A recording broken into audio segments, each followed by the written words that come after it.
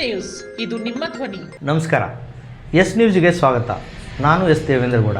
ಇಂದಿನ ಮುಖ್ಯಾಂಶಗಳು. ಮುಖ್ಯಮಂತ್ರಿ ಸಿದ್ದರಾಮಯ್ಯ ಅವರಿಂದ 2024-25ನೇ ಸಾಲಿನ ಬಜೆಟ್ ಮಂಡನೆ. ಅಂಬೇಡ್ಕರ್ ವಸತಿ ನಿಲಯದಲ್ಲಿ ವಿದ್ಯಾರ್ಥಿ ಸಾವು, ವಾರ್ಡನ್ ಬಂಧನ. ಜನವಿರೋಧಿ ನೀತಿ ಖಂಡಿಸಿ ಎಸ್ಕೆಎಂ ಜೆಸಿಟಿಯು ಸಂಯುಕ್ತ ಕರ್ನಾಟಕದಿಂದ ಪ್ರತಿಭಟನೆ.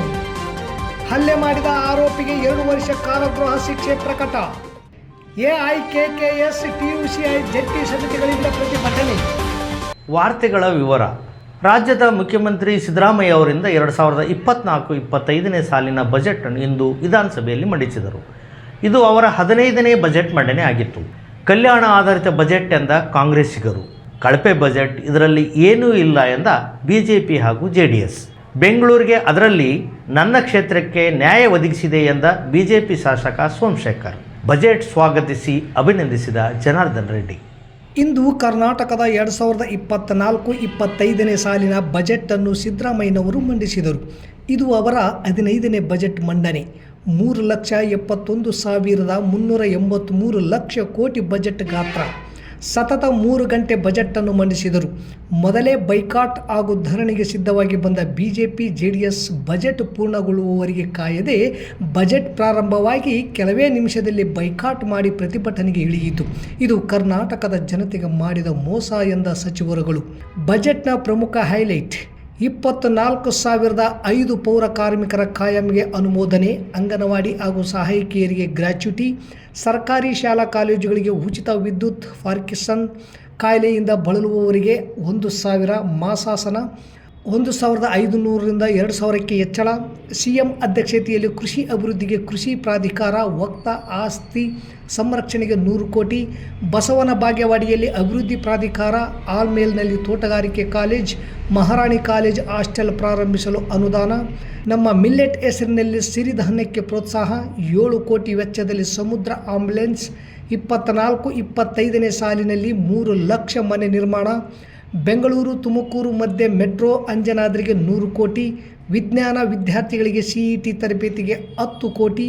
80 ವರ್ಷ ಮೇಲ್ಪಟ್ಟ ಹಿರಿಯರಿಗೆ ಮನೆ ಬಾಗಿಲಿಗೆ ಅನ್ನ ಸುವಿಧಾ ಯೋಜನೆ. ಖಾಲಿ ಇರುವ ಶಿಕ್ಷಕರ, ಉಪನ್ಯಾಸಕರ ನೇಮಕಕ್ಕೆ ಕ್ರಮ.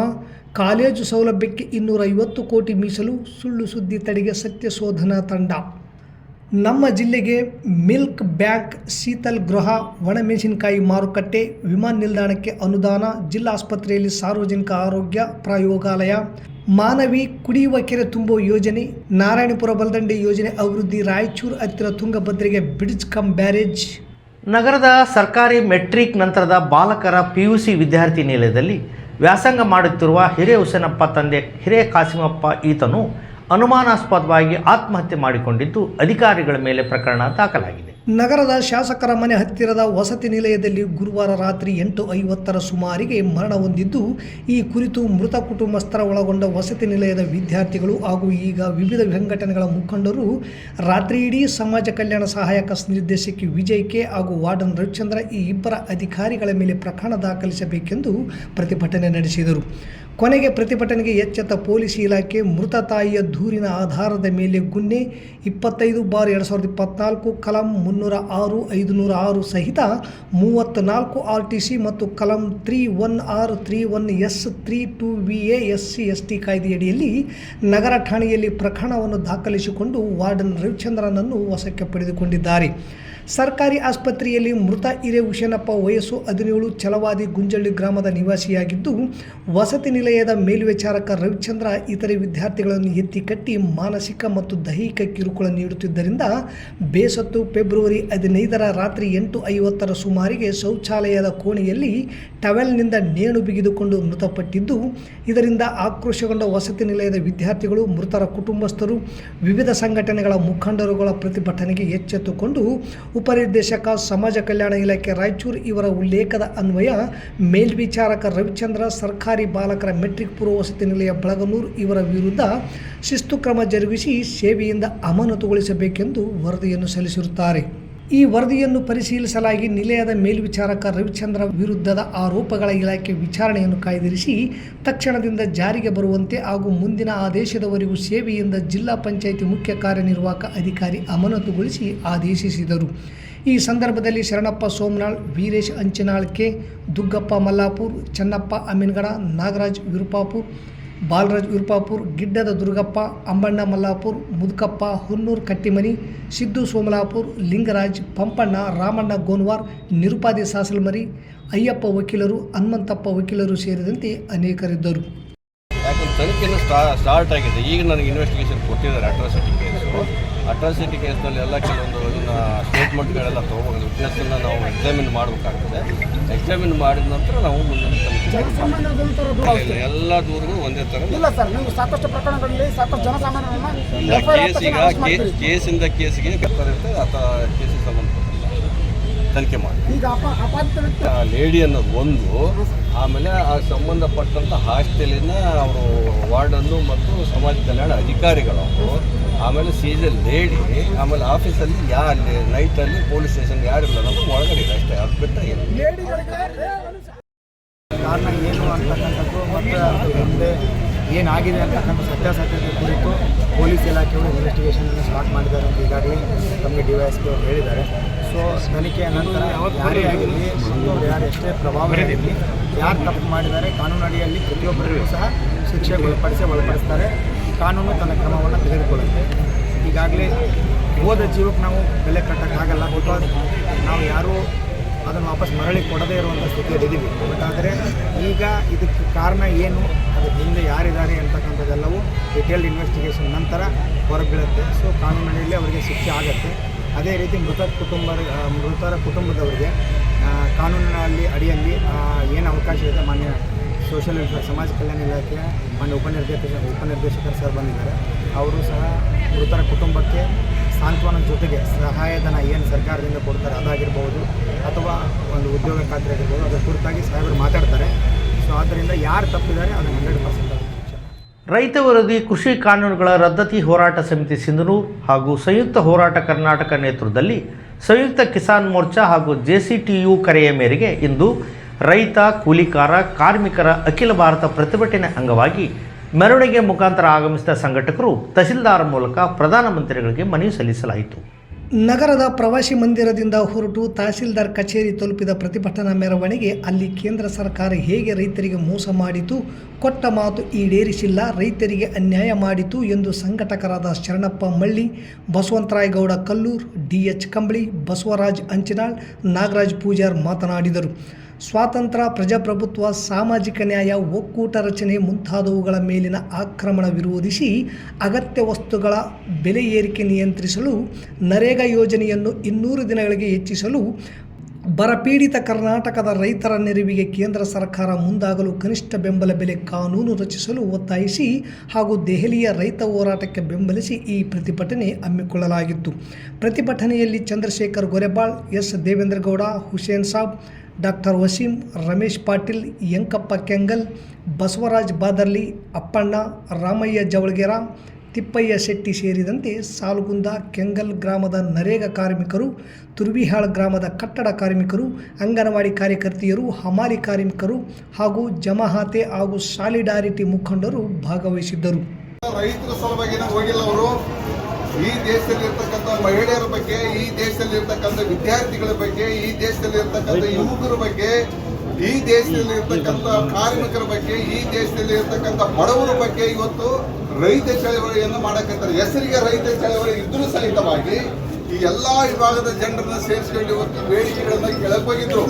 ಮೋದಿಜಿಯವರೇ 2020 ಏನು ನಮಗೆ ಆಶ್ವಾಸನೆಯನ್ನು ಕೊಟ್ಟರೆ, ಆಶಾ ಕಾರ್ಯಕರ್ತರು ಮತ್ತು ಬಿಸಿ ಊಟದ ಕಾರ್ಯಕರ್ತರಿಗೆ ಏನು ನೀವು 10,000, 8,000, 3,000 ಏನೋ ಇದು ಸ್ಯಾಲ್ರಿ ಕೊಡಕತ್ತೀರಿ, ಸಂಬಳ ಕೊಡಕತ್ತೀರಿ, ನಮಗೆ ಸಾರ್ವತ್ತು ನಿಮ್ಮ ಸರ್ಕಾರದ ಅಂಕಿಅಂಶದ ಪ್ರಕಾರ, ನಿಮ್ಮ ಸರ್ಕಾರದ ಅಂಕಿಅಂಶದ ಪ್ರಕಾರ ಒಂದು ಕುಟುಂಬ ನಡಿಬೇಕಾಗಿತ್ತಂದ್ರೆ ಪ್ರತಿಯೊಬ್ಬರಿಗೆ 30,000 ರೂಪಾಯಿ ಸಂಬಳ ಕೊಡಬೇಕಂತ ನೀವೇ ಹೇಳ್ತೀರಿ. ಸತ್ಯನಾರಾಯಣ ಮೇಲೆ ಹಲ್ಲೆ ಮಾಡಿದ ಆರೋಪಿ ರಾಮಚಂದ್ರ ಅವರಿಗೆ 2ನೇ ಹೆಚ್ಚುವರಿ ನ್ಯಾಯಾಲಯದ ನ್ಯಾಯಾಧೀಶರು 2 ವರ್ಷ ಕಾರಾಗೃಹ ಶಿಕ್ಷೆ ಪ್ರಕಟಿಸಿ ಆದೇಶ ಮಾಡಿದ್ದಾರೆ. ತಾಲೂಕಿನ ಕುನ್ನಟಗಿ ಸೀಮದಲ್ಲಿರುವ ಎಂ ರಾಮಚಂದ್ರರಾವ್ ತಂದೆ ವೆಂಕಟೇಶ್ವರರಾವ್ ಹೊಲದ ಪಕ್ಕದಲ್ಲಿರುವ ತನ್ನ ಹೊಲಕ್ಕೆ ನೀರು ಕಟ್ಟುವಾಗ ಬಿ ಸತ್ಯನಾರಾಯಣ ಜೊತೆ ನೀರು ಕಟ್ಟುವ ಸಂಬಂಧ ರಾಮಚಂದ್ರರಾವ್ ಹಾಗೂ ಸತ್ಯನಾರಾಯಣ ಜೊತೆ ಜಗಳ ನಡೆದಿದೆ. ಮಾತಿಗೆ ಮಾತು ಬೆಳೆದು ರಾಮಚಂದ್ರರಾವ್ ಸಲಿಕೆಯಿಂದ ಸತ್ಯನಾರಾಯಣ ತಲೆಗೆ ಹೊಡೆದು ತೀವ್ರ ಗಾಯ ಮಾಡಿದ್ದ. ಹಲ್ಲೆಗೊಳಗಾದ ಸತ್ಯನಾರಾಯಣ್ ರಾಮಚಂದ್ರರಾವ್ ವಿರುದ್ಧ ಗ್ರಾಮೀಣ ಪೊಲೀಸ್ ಠಾಣೆಯಲ್ಲಿ ದೂರು ನೀಡಿದ್ದರು. ಸತ್ಯನಾರಾಯಣ್ ನೀಡಿದ ದೂರಿನ ಮೇಲೆ ರಾಮಚಂದ್ರರಾವ್ ವಿರುದ್ಧ ಕಲಂ 326 IPC ಅಡಿಯಲ್ಲಿ 5/9/2019 ಗ್ರಾಮೀಣ ಠಾಣೆಯಲ್ಲಿ ಪ್ರಕರಣ ದಾಖಲಾಗಿತ್ತು. ASI ಯಮನಪ್ಪ ಗಿರಿಜಾಲಿ ತನಿಖೆ ಮಾಡಿ ಆರೋಪಿ ವಿರುದ್ಧ ನ್ಯಾಯಾಲಯಕ್ಕೆ ದೋಷಾರೋಪಣಾ ಪಟ್ಟಿ ಸಲ್ಲಿಸಿದ್ದರು. ಸರ್ಕಾರಿ ಸಹಾಯಕ ಅಭಿಯೋಜಕರಾದ ರಾಜಕುಮಾರ್ ವಾದ ಮಾಡಿದ್ದರು. ವಾದ ವಿವಾದಗಳನ್ನು ಆಲಿಸಿದ ಎರಡನೆಯ ಹೆಚ್ಚುವರಿ ಸಿವಿಲ್ ಮತ್ತು JMFC ನ್ಯಾಯಾಲಯದ ನ್ಯಾಯಾಧೀಶರಾದ ಆಚಪ್ಪ ದೊಡ್ಡ ಬಸವರಾಜ್ ಆರೋಪಿ ಎಂ ರಾಮಚಂದ್ರರಾವ್ಗೆ 2 ವರ್ಷ ಕಾರಾಗೃಹ ಶಿಕ್ಷೆ ಹಾಗೂ 10,000 ದಂಡ ವಿಧಿಸಿ ತೀರ್ಪು ನೀಡಿ ಆದೇಶ ಮಾಡಿದ್ದಾರೆ. ಕೇಂದ್ರದ ಬಿಜೆಪಿ ನೇತೃತ್ವದ NDA ಸರ್ಕಾರ ರೈತ ಮತ್ತು ಕಾರ್ಮಿಕ ವಿರೋಧಿ ನೀತಿಗಳ ವಿರುದ್ಧ ಸಂಯುಕ್ತ ಕಿಸಾನ್ ಮೋರ್ಚಾ ಹಾಗೂ 10 ಕೇಂದ್ರ ಕಾರ್ಮಿಕ ಸಂಘಟನೆಗಳು ಇಂದು ದೇಶಾದ್ಯಂತ ಗ್ರಾಮೀಣ ಬಂದ್ ಹಾಗೂ ಕೈಗಾರಿಕಾ ಮುಷ್ಕರಕ್ಕೆ ಕರೆಯ ಭಾಗವಾಗಿ ಇಂದು AIKKS ಹಾಗೂ TUCI ಜಂಟಿ ಸಮಿತಿಗಳು ಪ್ರತಿಭಟನೆ ಹಮ್ಮಿಕೊಂಡಿದ್ದವು. ರೈತರ ಆದಾಯವನ್ನು ಕಾನೂನುಬದ್ಧ ಖಾತರಿಯೊಂದಿಗೆ ದ್ವಿಗುಣಗೊಳಿಸಿ ಬೀಜದ ಮೇಲಿನ ಸಬ್ಸಿಡಿಯನ್ನು 50% ಹೆಚ್ಚಳ ಮಾಡಲು, ಉತ್ಪಾದನಾ ವೆಚ್ಚನ ಕಡಿಮೆ ಮಾಡಲು ರಸಗೊಬ್ಬರ, ವಿದ್ಯುತ್ ಸಬ್ಸಿಡಿ ಒದಗಿಸಿ, ರಾಷ್ಟ್ರೀಯ ಕನಿಷ್ಠ ವೇತನ ತಿಂಗಳಿಗೆ 31,000 ನಿಗದಿಪಡಿಸಿ, ಕಾರ್ಮಿಕ ದ್ರೋಹಿ 4 ಕಾರ್ಮಿಕ ಸಂಹಿತೆಗಳನ್ನು ಹಿಂಪಡೆಯಿರಿ, ಉದ್ಯೋಗ ಖಾತ್ರಿ ಕಾರ್ಮಿಕರ ದಿನಗೂಲಿ ₹500 ಹಾಗೂ ವರ್ಷಪೂರ್ತಿ ಕೆಲಸ ಒದಗಿಸಿ, ಗುತ್ತಿಗೆ ಕಾರ್ಮಿಕ ಪದ್ಧತಿ ರದ್ದುಗೊಳಿಸಿ, ಕಾಯಂ ಕೆಲಸ ಒದಗಿಸಿ, ತೋಟ ಕಾರ್ಮಿಕರಿಗೆ ಸಾಮಾಜಿಕ ಭದ್ರತೆ, ಕೆಲಸದ ಸುರಕ್ಷತೆ ಒದಗಿಸಿ ಚಳುವಳಿ ನಡೆಸುತ್ತಿರುವ ರೈತ ಕಾರ್ಮಿಕರನ್ನು ದೆಹಲಿ ಒಳಗಡೆ ಬಿಡಬೇಕು.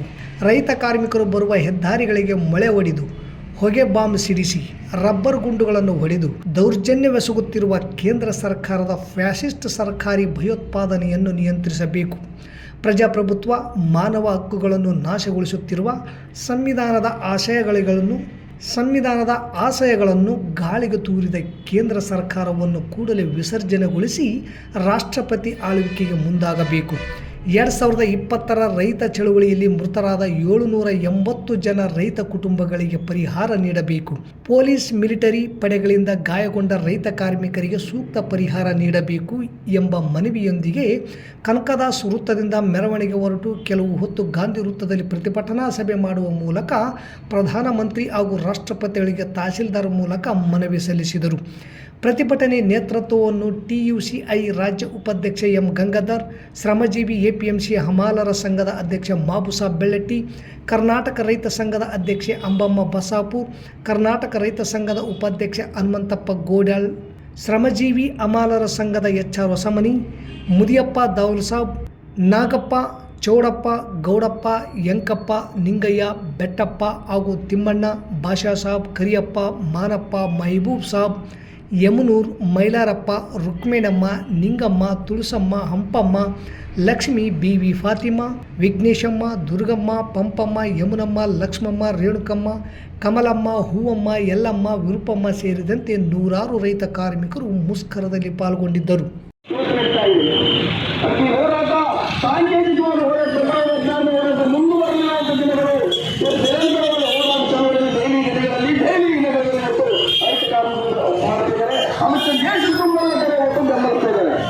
ಹಾಗಾಗಿ ಮುಂದೆ ಬರುವಂತ ಲೋಕಸಭಾ ಚುನಾವಣೆಯಲ್ಲಿ ಮೋದಿನ ಮಣ್ಣು ಮುಗಿಸಲು ಹೊರತು ರೈತರಿಗೆ, ಕಾರ್ಮಿಕರಿಗೆ ನೆಮ್ಮದಿಲ್ಲ, ಇರಲಿಲ್ಲ ಅಂತ ಈ ಮೂಲಕ ಬರ್ತಾ ಇದ್ದೀನಿ.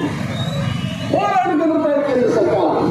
ರೈತರು ಹೊಗೆ ಬಿಡ್ತರು, ರೋಡಿ ಮರ ಇಡೋದು, ರೈಲಿನ ನೀರು ಪ್ರಸನ್ನ ರೈತರ ಮೇಲೆ ಮೂಲಕ ದೌರ್ಜನ್ಯ ಮಾಡ್ತಿದೆ, ಸುಂದರಾಗಿ ಮಾಡ್ತಿದೆ ಕೇಂದ್ರ ಸರ್ಕಾರ.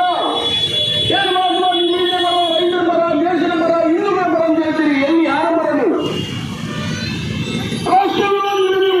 ಸರ್ಕಾರಿ ಭಯೋತ್ಪಾದನೆ ಶುರುವಾಗಿ ಸರ್ಕಾರಿ ಗುಂಡಾಗಿ ನಡೀತಾ ಇದೆ. ಮತ್ತೊಮ್ಮೆ ಮುಖ್ಯಾಂಶಗಳು. ಮುಖ್ಯಮಂತ್ರಿ ಸಿದ್ದರಾಮಯ್ಯ ಅವರಿಂದ 2024-25ನೇ ಸಾಲಿನ ಬಜೆಟ್ ಮಂಡನೆ. ಅಂಬೇಡ್ಕರ್ ವಸತಿ ನಿಲಯದಲ್ಲಿ ವಿದ್ಯಾರ್ಥಿ ಸಾವು, ವಾರ್ಡನ್ ಬಂಧನ. ಜನವಿರೋಧಿ ನೀತಿ ಖಂಡಿಸಿ SKM JCTU ಸಂಯುಕ್ತ ಕರ್ನಾಟಕದಿಂದ ಪ್ರತಿಭಟನೆ.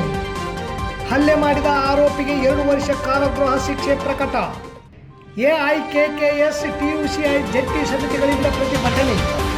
ಇಲ್ಲಿಗೆ ವಾರ್ತಾ ಪ್ರಸಾರ ಮುಕ್ತಾಯವಾಯಿತು. ನಿರಂತರ ಸುದ್ದಿಗಾಗಿ ವೀಕ್ಷಿಸಿ ಎಸ್ ನ್ಯೂಸ್. ಇದು ನಿಮ್ಮ ಧ್ವನಿ. ನಮಸ್ಕಾರ.